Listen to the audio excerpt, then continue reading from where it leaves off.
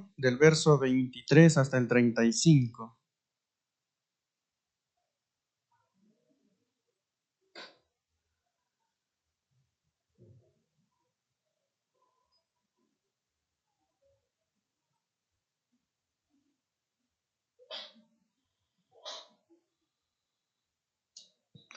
Hechos, capítulo 4, verso 23 al 31, hermanos.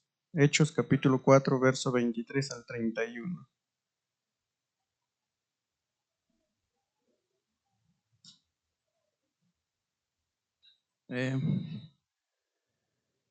Disculpen, hermanos, voy a traer un poquito de agua.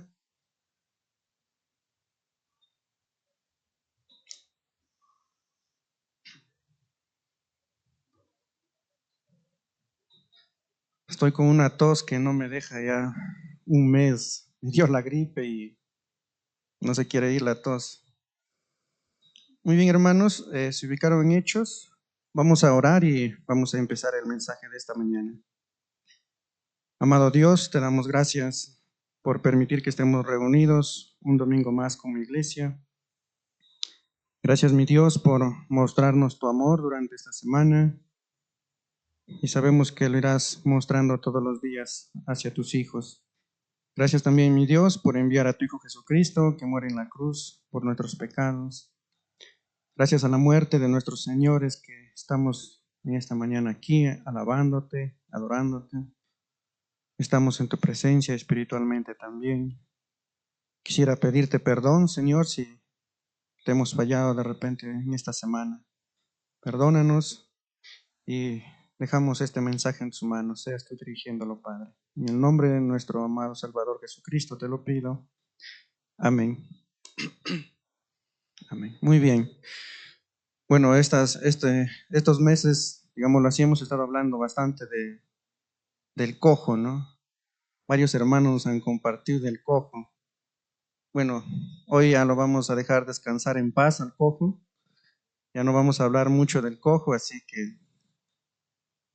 Pero sí, continúa el tema, continúa la hilación sobre la historia. No, hoy vamos, hermanos, yo le he titulado el tema Hablando la palabra de Dios con valentía ante las amenazas, ¿ya? Hablando la palabra de Dios con valentía ante las amenazas. Acá ya los discípulos están terminando ya digámoslo así, su juicio en el Sanedrín, ya van a quedar en libertad. Pero antes de ello, hermanos, quisiera como introducción pensar un poco en las amenazas, en las intimidaciones. Bueno, no sé si será en los otros países, pero aquí en el Perú hay bastante extorsión, ¿no? Hay bastante robo, hay bastante asesinato. Yo siempre miro noticias. En Cajamarca no había extorsionadores mucho, no había. Pero últimamente hay bastante. Todos los días salen noticias que están extorsionando y siempre las personas dicen, nos han amenazado, nos han amenazado. Aquí, justo antes leí una noticia de un restaurante que le habían puesto las 2 balas ahí en un sobre y con una frase ahí escrita, ¿no? Si no pagas, esta es la última advertencia, pues te vamos a matar a tu familia y a ti, ¿no? Y así hay bastantes casos de amenazas, hermanos, ya en Cajamarca. Ya uno ya tiene miedo de salir a la calle, uno ya tiene miedo hasta de poner su negocio, ¿no? ¿No, Wilfredo? ¿No? Esa es la verdad, uno ya tiene miedo ya porque están buscando cómo sacar dinero a la gente. ¿Y a dónde tienen que ocurrir? Pues a la amenaza, ¿no? Te amenazan, te intimidan y al final ya pues tienes que pagar por la extorsión. El mundo está así, ese es el mundo en el que vivimos hoy en día, es la realidad. Y eso es lo que, hermanos, estaban pasando los discípulos. los discípulos y realmente los que habían creído en Cristo cuando la iglesia se estaba formando en Hechos. Antes de ello vamos a ver el versículo de Hechos capítulo 4, el 17 al 21, hermanos, para entrar en contexto de esta parte del 23 al 31 de Hechos. Dice así: y sin embargo, para que no se divulgue más entre el pueblo, amenacémosle para que no hablen de aquí en adelante a hombre alguno en este nombre. El verso 18: y llamándolos, les intimaron que en ninguna manera hablasen ni enseñasen en el nombre de Jesús. Mas Pedro y Juan respondieron diciéndoles: juzgad si es justo delante de Dios obedecer a vosotros que a Dios, porque no podemos dejar de decir lo que hemos visto y oído. El verso 21: ellos entonces les amenazaron y les soltaron, no hallando ningún modo de castigarles por causa del pueblo, porque todos glorificaban a Dios por lo que se había hecho. Entonces, ese es en el contexto que vamos a leer del 23 en adelante. Ellos estaban en el Sanedrín llega a un acuerdo, bueno, los vamos a amenazar y los vamos a soltar, y vienen a Juan y a Pedro. En el verso 17 dice una palabra. A ver, hermanos, si apagan sus celulares para no estar interrumpiendo. En el verso 17 dice una palabra: sin embargo, para que no se divulgue más entre el pueblo, amenacémosles. ¿Qué quiere decir esta palabra? Amenacémosle. El verso: amenacémosle para que no hablen de aquí en adelante a hombre alguno en este nombre. Y llamándolos, les intimaron, dice el verso 18, les intimaron. Entonces, los del Sanedrín llaman a Pedro y a Juan. Recuerden que eran 71 personas los que conformaban el Sanedrín, 71 contra 2. Los llaman y los intimidan. ¿No? ¿Qué quiere decir intimidar? Intimidar, hermanos, es causar miedo. Les causan miedo. De repente a través de gritarlos, de hablarlos fuerte. O de repente simplemente se pararon los 71 y lo dijeron, ¿no? Ya no hablen más de este Jesús. Entonces imagínense ustedes, 71 contra 2, pues cualquiera tiene miedo, ¿no? Entonces dice que los intimidaron. ¿Y ellos cómo responden ante esta intimidación? Diciéndoles: no, nosotros no les vamos a obedecer. Nosotros vamos a obedecer a Dios. Y el verso 21 dice otra palabra. Ya no se menciona intimidaron, sino dice el verso 21. Miren, ellos entonces les amenazaron y les soltaron. Primero los intimidan y luego los amenazan. O sea, cada vez su vida de los discípulos eran más riesgosa, estaban en más riesgo. Los intimidan, ellos dicen: no les vamos a hacer caso, entonces ahora les amenazan. Amenazar es, hermanos, ya como decirles: les vamos a castigar o les vamos a matar. Yo creo, hermanos, que su objetivo del Sanedrín era matarlo.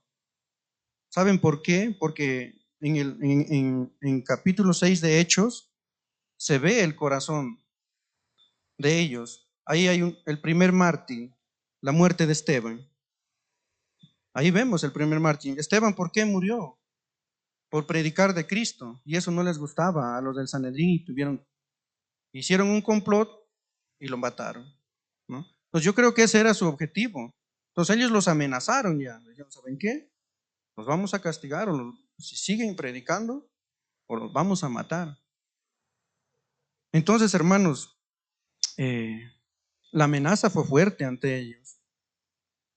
Y fue seria la amenaza del Sanedrín hacia Pedro y Juan, muy seria. Y ellos lo tenían muy en claro, que si volvían a hablar de Cristo, ya no era solamente una intimidación, sino ya era una amenaza. Ellos iban probablemente a morir o ser castigados o encarcelados. Ellos lo tenían bien en claro. Entonces imagínense nosotros, ¿no? Ya que nos digan así, lo tenemos bien en claro. ¿Qué haríamos? ¿Cómo actuaríamos?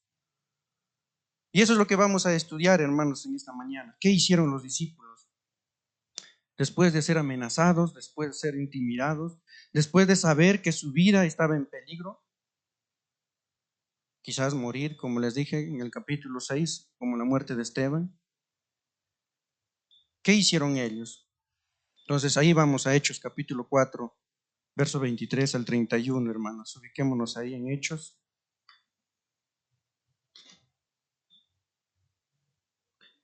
El primer punto de mi mensaje, hermanos, he puesto volver a las Escrituras, desde el verso 23 hasta el verso 28. Esta parte, hermanos, es una oración de los discípulos. Ya es probablemente que aquí alguien dirigió esta oración con todos los cristianos, porque no solamente estaban Pedro y Juan y los discípulos, estaban ahí reunidos todos los que habían creído en Cristo.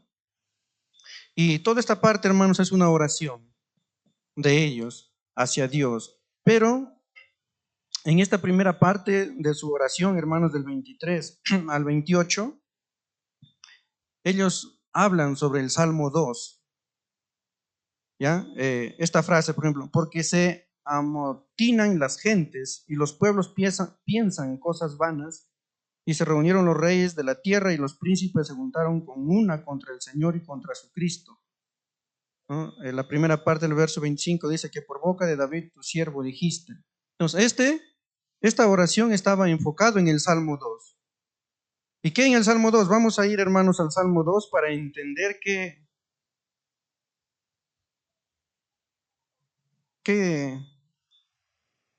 les animó a los discípulos a seguir predicando a pesar de que su vida estaba en riesgo de muerte o de ser castigados.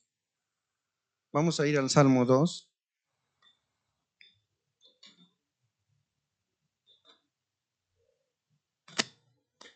El verso 1 y 2 se repite en Hechos capítulo 4, las palabras de los discípulos que estaban orando. Y dice así el Salmo 2. Voy a leer algunos versículos nomás. El 1 y el 2 dice, porque se amotinan las gentes y los pueblos piensan cosas vanas. ¿Por qué se amotinan las gentes y los pueblos piensan cosas vanas? El verso 2, se levantarán los reyes de la tierra, y príncipes consultarán unidad contra Jehová y contra su ungido, diciendo, rompamos sus ligaduras y echemos de nosotros sus cuerdas. Vemos en estos versículos, el 1 y el 2, que Dios ya había profetizado que Cristo tenía que sufrir. Aquí está hablando de Cristo, del ungido, que Cristo tenía que sufrir. Ellos recordaron este salmo y dijeron, Dios ya había profetizado por boca de David que Cristo tenía que sufrir. Y en su oración ellos lo mencionan a Cristo también, que iba a sufrir. Y por ende, pues ellos también tenían que sufrir, ¿no? Si su maestro, su Señor sufrió, ellos también tenían que sufrir. Ellos entendieron eso en el Salmo 2. ¿Y qué más entendieron? Miren, el verso 4 dice, el que mora en los cielos se reirá, el Señor se burlará de ellos. Está diciendo que Dios de su trono se ríe de ellos. ¿De quién? De los del Sanedrín, de los reyes, de los que creían que tenían el poder para matar a Jesús, para amenazarlo a los discípulos. El Salmo está diciendo en contexto de la muerte de Cristo, que ya se había profetizado. Mientras ellos eran de repente creyendo que están ganando la victoria al matarlo a Cristo, creyendo que están ganando la victoria al amenazarlo a los discípulos, Dios dice que desde su trono Él se está riendo de ellos. Porque el único que tiene el poder es Dios. Y eso es lo que ellos entendieron ahí en el Salmo. Dios lo está permitiendo por algún motivo, por algún propósito, que nosotros hoy en día lo sabemos, la muerte de Cristo. Él murió para darnos vida eterna. ¿Y qué más? Sigue hablando el 6. El 6 dice, pero yo he puesto mi rey sobre Sión, mi santo monte. Ahí está hablando que Dios pone los reyes.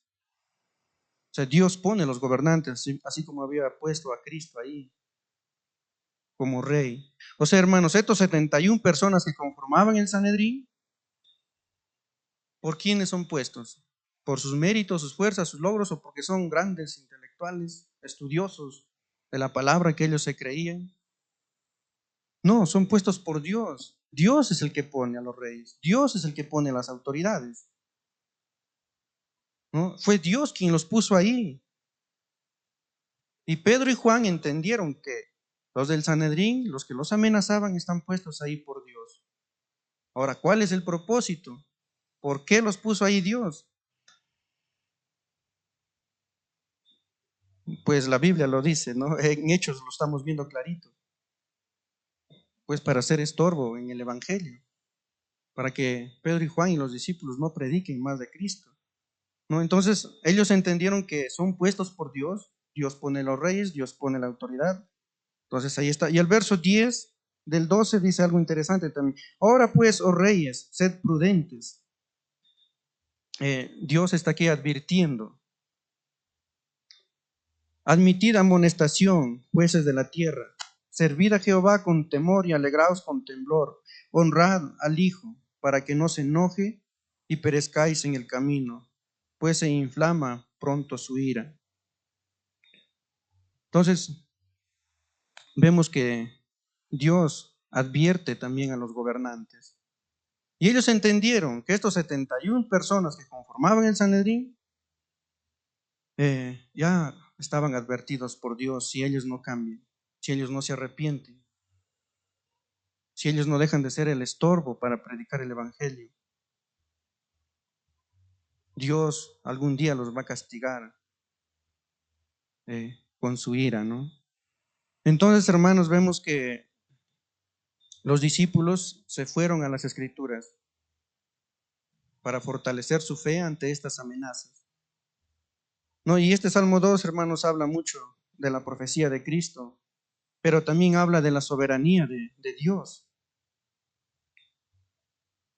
Volvemos a Hechos capítulo 4.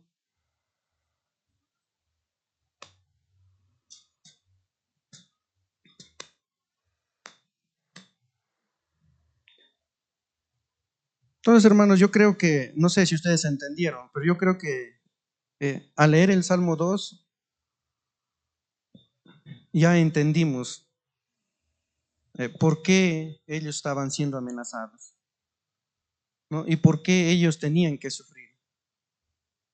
Y es por eso que ellos empiezan su oración en el verso 24 y dicen, los discípulos vienen, el verso 23, y puesto en libertad vinieron a los suyos y contaron todo lo que los principales sacerdotes y los ancianos les habían dicho.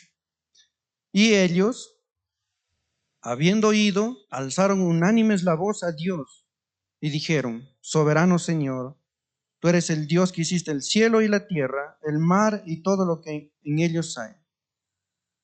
Soberano Señor, Dios que hiciste el cielo y la tierra.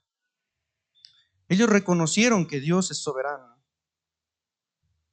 que Dios es creador del cielo y de la tierra. Bueno, de repente para los que no saben qué es soberano, qué quiere decir Dios es soberano, que Dios posee el poder, que Dios posee la autoridad sobre todo o sobre toda la creación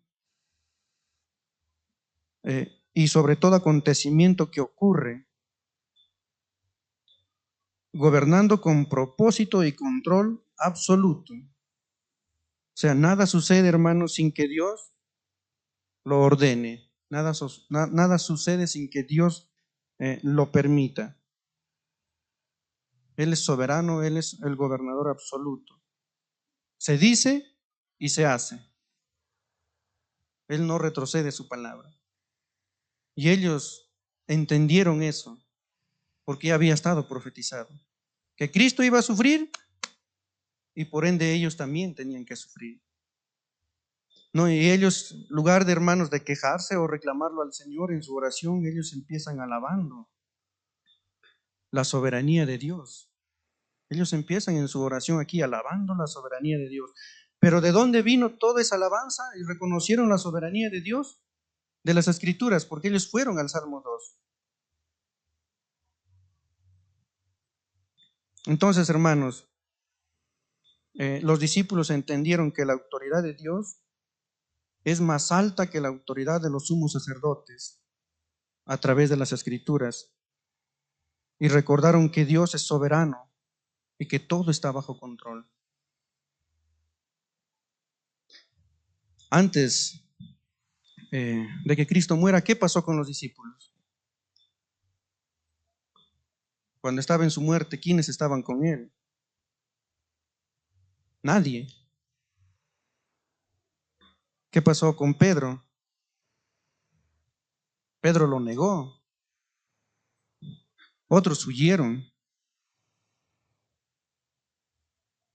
Después de que Jesús murió, ellos se encontraban encerrados, dice la Biblia, en el aposento alto, en los evangelios, ¿no? Estaban bien encerrados ahí con llave de miedo, porque si los encontraban, de repente los mataban. Estaban encerrados. Y aquí en Hechos, vienen los del Sanedrín y cómo los responden, ¿no? Cuando los están intimidando, ¿no? Vamos a obedecer a Dios, no a los hombres. ¿Por qué ese cambio?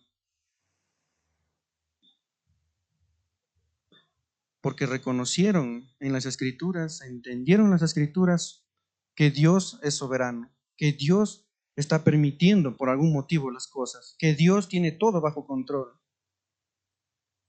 Y esta vez ellos estaban dispuestos a desobedecer a los que habían matado a Jesús, a su Señor. Ellos estaban dispuestos a desobedecer y a morir por Cristo.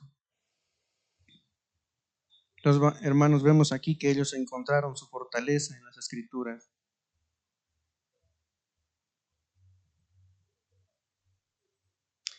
Hoy en día, hermanos, no nos amenazan realmente de muerte por compartir el Evangelio. No sé, acá si alguien les han amenazado de muerte por compartir el Evangelio.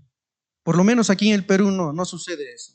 En otros países sí, hasta mueren por compartir el Evangelio, pero acá no. Pero hermanos, hay una realidad.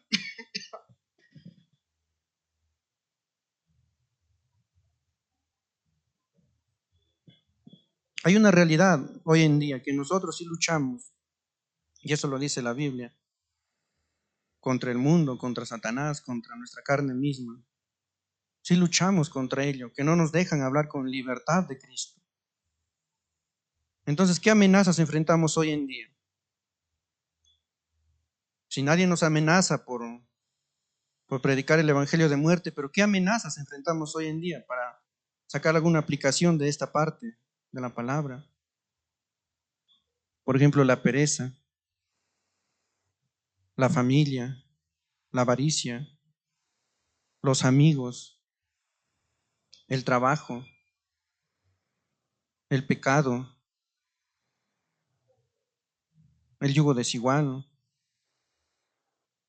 el orgullo, las excusas, el dinero, las comodidades. Y hay una lista, hermanos, hay una lista sin fin. A veces siempre nos excusamos en algo para no salir a predicar, ¿no? O compartir el Evangelio, porque parece que predicar lo entendemos que alguien que está aquí adelante predicando. Para compartir el Evangelio o para hablar de Cristo, a veces nos excusamos de algo. Pero ¿cómo estamos actuando nosotros ante estas amenazas? ¿O no lo han visto como una amenaza de repente? A veces los amigos, no, mira, tengo que ir a la iglesia, tengo que ir a predicar, tengo que ir a evangelizar. No, no vayas, vamos a jugar fútbol. No, vamos de paseo. Ahí están. Y a veces caemos en ello y no lo hacemos. Y al toque nos excusamos, ¿no? El pecado mismo, a veces uno cuando vive practicando el pecado no puede hablar de Cristo con libertad. Pero ¿cómo estamos actuando ante estas amenazas? ¿Los vamos a enfrentar o vamos a dejar ahí que nos siga esclavizando para no hablar de Cristo? ¿Estás confiando en el Dios soberano? ¿Has ido a las Escrituras? ¿Estás leyendo las Escrituras?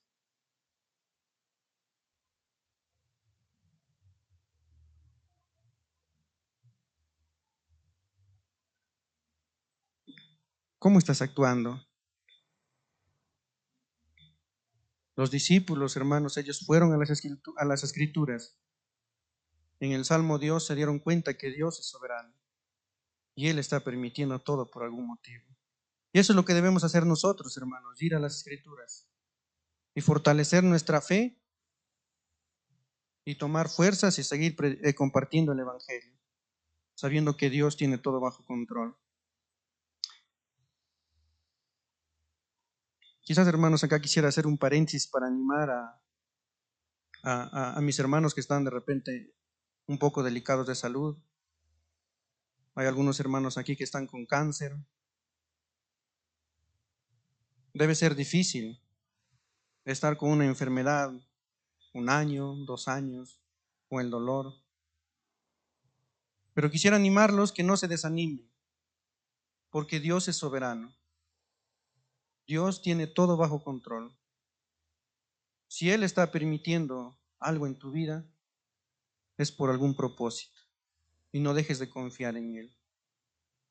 Haciendo un paréntesis en ello, hermanos, porque el mensaje va enfocado en que nosotros debemos siempre confiar en la soberanía de Dios para predicar el Evangelio. Pero también Dios es soberano en nuestras vidas. Si tú estás sufriendo por alguna enfermedad, no dejes de confiar en Él. Ten ánimo que el Señor lo sabe y espera en Él. Muy bien, hermanos, ese es el primer punto. Entonces vemos los discípulos fueron a las Escrituras. Otro segundo punto vamos a ver del verso 29 hasta el 30. Y dice, y ahora, Señor, mira sus amenazas y concede a tus siervos que con todo denuedo hablen tu palabra, mientras extiendes tu mano para que se hagan sanidades y señales y prodigios mediante el nombre de su santo Hijo Jesús. Este punto, pidan a Dios coraje. Entonces, ¿qué necesitaron también los discípulos para vencer estas amenazas? Bueno, ahora ya saben ellos que Dios es soberano, Dios tiene todo bajo control, pero había una realidad, su vida estaba en peligro, ¿no? Esa era la realidad. Pero ¿qué más necesitaron para vencer? Huir, ya no iban a huir, esta vez no van a huir. Ellos oran al Señor y dicen, Señor, concede a tus siervos que con todo denuedo hablen tu palabra. ¿Qué quiere decir esta palabrita denuedo? Denuedo significa, hermanos, coraje, valor para terminar el trabajo que uno inicie, ¿no? Coraje significa denuedo, coraje y valor para terminar el trabajo. ¿Qué trabajo tenían ellos? Jesús en Mateo 28 vemos la gran comisión, ¿no? Ir y hacer discípulos por todo el mundo. O sea, ellos tenían un mandato que cumplir de su Señor, predicar el Evangelio por todo el mundo. Pero ahora aparece la oposición, aparece el peligro. Entonces es el momento de orar al Señor. Y ellos oran para que el Señor les dé coraje para terminar el trabajo. Hermanos, todos podemos compartir el Evangelio, pero no todos compartimos el Evangelio con coraje. Voy a darles un ejemplo del coraje, hermanos. Hay que ubicarnos en Efesios capítulo 6, del 18 al 20.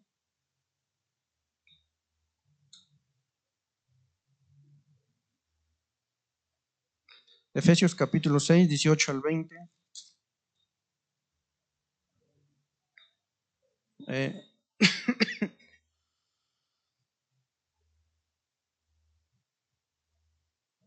Está hablando Pablo aquí en el contexto de la armadura de Dios. El verso 18 dice así, orando en todo tiempo con toda oración y súplica en el Espíritu y velando en ello con toda perseverancia y súplicas por todos los santos. Está acá hablando Pablo que la iglesia de Éfeso debe orar. Y el verso 19 dice, y por mí, o sea, por él, por Pablo, a fin de que al abrir mi boca me sea dada palabra para dar a conocer con denuedo el misterio del Evangelio, por el cual soy embajador en cadenas, que con denuedo hable de él como debo hablar. Aquí Pablo repite 2 veces la palabra denuedo, denuedo. Pablo pide que oren por él para que hable la palabra con denuedo. Cuando Pablo escribió, hermanos, esta carta a los Efesios, él estuvo en la cárcel, ¿ya? Él estuvo en la cárcel. Pero la pregunta es, ¿por qué pide que oren por él por denuedo y no pide que oren para que sea liberado de la cárcel? Yo no sé ustedes qué harían. Yo creo que pediríamos que oren nuestros hermanos aquí en la iglesia para salir de la cárcel, ¿no? Y después poder ir a predicar el evangelio. Pensaríamos que eso es lo correcto. No, hermano, no puedo predicar el evangelio porque no tengo trabajo, voy a buscar trabajo. Así que, hermano, por favor, ora para buscar trabajo y luego voy a predicar el evangelio. Parece lo correcto, ¿no? Pero Pablo no, en su oración no dice así. Pablo no dice, hermanos, oren para salir de la cárcel y vaya a predicar el evangelio. Pablo dice, oren para que predique la palabra con denuedo, a pesar que estoy en la cárcel. Él dice, a pesar porque estoy encadenado. Oren para que yo predique el evangelio. Por eso, hermanos, yo les decía, no todos compartimos, todos podemos compartir el evangelio, pero no todos compartimos el evangelio con denuedo, con coraje. Esa es la verdad, hermanos. Eso es la verdad. Y los discípulos, hermanos, aquí ellos les pidieron coraje al Señor, pidieron fuerzas al Señor para compartir el evangelio a pesar de las amenazas. Ellos no pidieron al Señor, Señor, quítanos las amenazas, sino pidieron coraje. Las amenazas que vengan, ya está profetizado, hermanos, las amenazas van a venir. ¿Por qué? Porque nosotros luchamos contra la corriente, luchamos contra el mundo, luchamos contra la carne, luchamos contra Satanás. Tenemos que creerlo, es una realidad, está ahí y va a estar ahí hasta el día que Cristo venga o hasta el día que tú mueras. Pero ¿por qué no salimos a compartir el Evangelio? Porque nos falta denuedo, nos falta coraje, nos falta valor, nos falta confiar en la soberanía de Dios.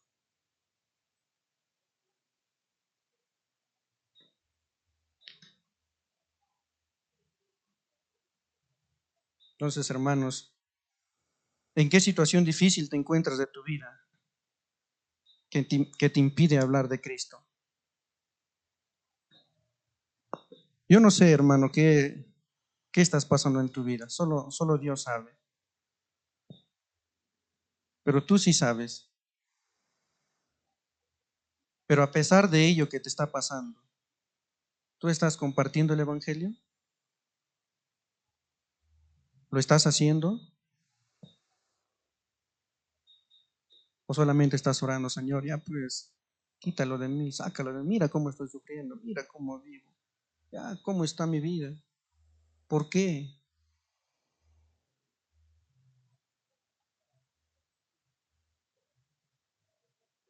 Ese no es el objetivo, hermano. El objetivo de nosotros, porque así como los discípulos, nosotros también es el mandato, ir y predicar el Evangelio. Nuestra oración debe ser pidiendo coraje al Señor para seguir cumpliendo el mandato que el Señor Jesús nos ha dado. Entonces, hermanos, son muy pocas las personas que hablan de Cristo con coraje. El verso 31, para terminar ya el verso 31, terminando su oración también de los discípulos, dice, cuando hubieron,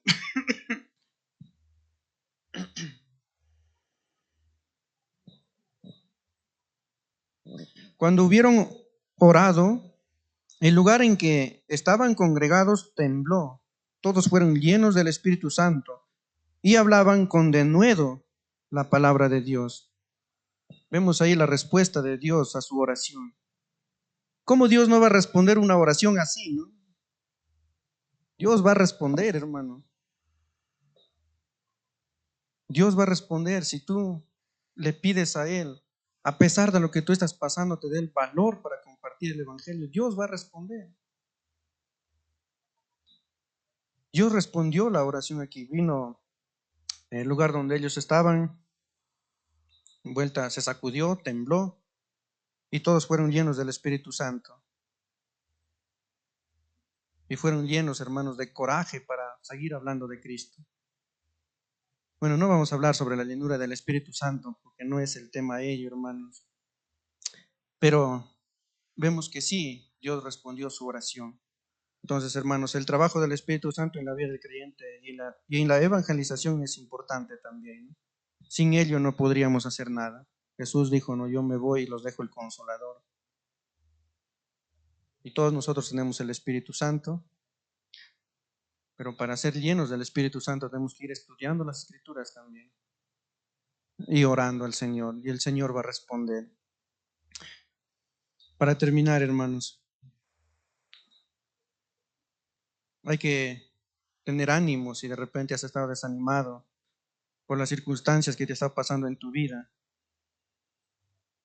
Pero recuerda que el Señor es soberano y la Biblia lo dice. Si tu deseo más grande es cumplir con el mandato de la evangelización, solamente tienes que orar al Señor y pedir coraje y volver a las Escrituras para que puedas terminar con éxito la carrera que el Señor nos ha encomendado. Muy bien, vamos a orar. Amado Dios, gracias te damos por tu palabra, la Biblia que nos has dejado. Gracias por esta porción de la palabra de Hechos que acabamos de estudiar. Oramos, Señor, que nos ayudes a tener de nuevo, a tener coraje para terminar el mandato que tú nos has dado en Mateo 28, ir y hacer discípulos. Sabemos que este mundo es injusto, sabemos que en este mundo tenemos que sufrir porque la Biblia lo dice. Y eso que no sea una preocupación, una carga en nuestras vidas, Señor, sino la preocupación debe ser de predicar el Evangelio. Pablo dijo, ay de mí si no predico el Evangelio. Y ayúdanos cuando estamos pasando amenazas en nuestra vida. Ayúdanos a volver a las Escrituras, ayúdanos a recordar las Escrituras. Ayúdanos a recordar que tú eres soberano y que tú tienes todo bajo control, mi Dios. Gracias por hacernos parte de la evangelización. En el nombre de tu Hijo amado te lo agradezco mucho y te agradezco por este mensaje, mi Dios. Amén.